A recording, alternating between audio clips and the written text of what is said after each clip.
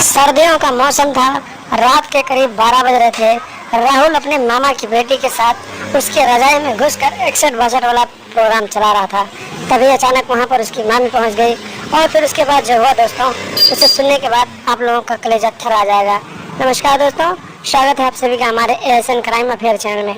दोस्तों, ASN crime affair channel को आप सभी लोग सब्सक्राइब कीजिए, वीडियो को लाइक कीजिए और वीडियो को ढेर सारा शेयर भी कीजिए। दोस्तों, राहुल कई महीनों बाद अपने मामा के घर गया हुआ था और उसकी मामा की बड़ी बेटी रागिनी के साथ बहुत पहले से उसका चक्कर चल रहा था। जब भी राहुल अपने मामा के घर जाता था तो फिर वो अपनी मामा की बड़ी बेटी रागिनी के साथ 61 वाला प्रोग्राम जरूर चलाता था। उस दिन भी राहुल जब रात को अपने मामा के घर पहुंचा तो उसकी मामा की बड़ी बेटी रागिनी जो थी बेहद ही खूबसूरत लग रही थी और एकदम जवान उसकी मामा की बेटी थी और बेहद ही टाइट कपड़ों में थी। जब उसने अपनी मामा की बेटी को देखा तो फिर उसका पप्पू एकदम से नहा धोकर खड़ा हो गया और फिर अपने मामा की बेटी की गुफा में जाने के लिए तैयार हो गया।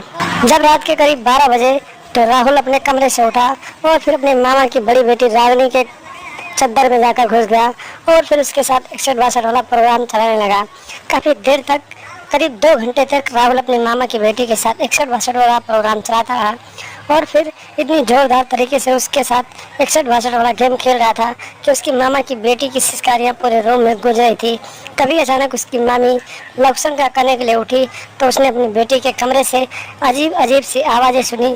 तो फिर वो सोचने लगी कि आखिर रागिनी के कमरे से ये कैसी आवाज़ें आ रही हैं। जब राहुल की मामी रागिनी अपनी बेटी के कमरे के पास गई तो फिर उसके कामुक भरी सिसकारियों को सुना तो फिर वो अचंभित हो गई और फिर उसके खिड़की के रास्ते से उसके कमरे में देखने लगी।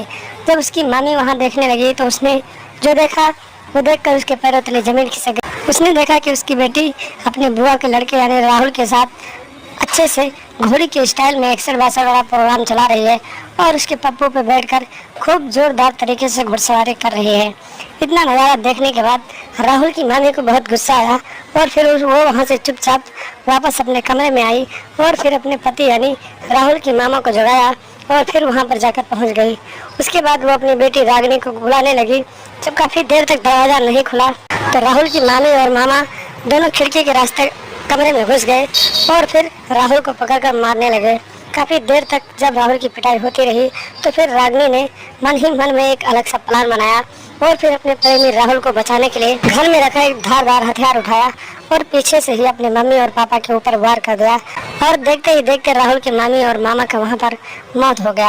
और फिर राहुल अपनी मामा की बेटी रागिनी को लेकर आधी रात को ही वहाँ से फरार हो गया। जब सुबह हुई, लोगों को जानकारी मिली तो लोगों ने इसकी सूचना पुलिस को दी। मौके पर पहुंची पुलिस ने छानबीन करना शुरू किया और लाश को पोस्टमार्टम के लिए भेज दिया। जब लाश को पोस्टमार्टम के लिए भेजा गया तो पुलिस यहाँ पर छानबीन करने लगी तो पता चला कि रागिनी जो थी उसका अपनी बुआ के बेटे राहुल के साथ चक्कर चल रहा था और रागिनी भी रात से ही गायब है। तो पुलिस को रागिनी और राहुल के ऊपर शक हो गया और फिर पुलिस ने राहुल का मोबाइल नंबर निकाला और फिर उसके मोबाइल नंबर को सर्विस लांच पे लगाया। तो लगभग 12 दिनों के बाद राहुल का लोकेशन मिल गया और फिर पुलिस वालों ने राहुल को हिरासत में लिया और फिर थाने ले जाकर पूछताछ करने लगी। जब पुलिस राहुल और रागिनी से पूछताछ करने लगी तो उन्होंने पहले इधर उधर की बात कही, लेकिन जब पुलिस ने सख्ती दिखाई तो राहुल और रागिनी ने सारी बातें सच्चाई पुलिस वालों को बता दिया और फिर पुलिस वालों ने राहुल और रागिनी के हाथों में हथकड़ी डालकर हत्या के रूप में आगे की कार्रवाई के लिए जेल में डाल दिया। तो दोस्तों, सावधान रहें, सतर्क रहें, अपना और अपनों का ख्याल रखें और अपने दिमाग में इस तरह की आपराधिक मानसिकता न लाएं और अपने रिश्ते को शर्मसार होने से बचाएं, वरना आप लोगों का भी राहुल की तरह हाल हो सकता है और आप लोग भी जेल जा सकते हैं। तो सावधान रहें, सतर्क रहें और लगातार हमारे साथ बने रहें। हमारे चैनल को सब्सक्राइब कर लें और हमेशा देखते रहें एएसएन क्राइम अफेयर।